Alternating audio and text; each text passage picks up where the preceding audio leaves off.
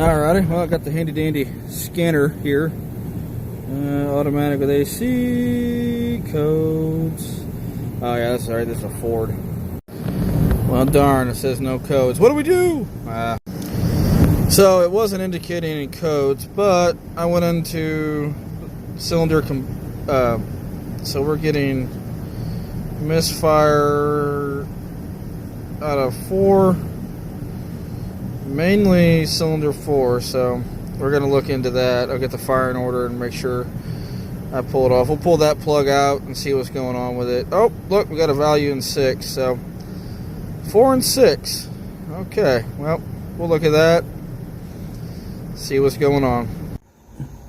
Yep, I pulled the spark plug out of it, and looks like it's pretty burnt out. So I'm gonna pull number 6, see if it looks the same way. This is number 4.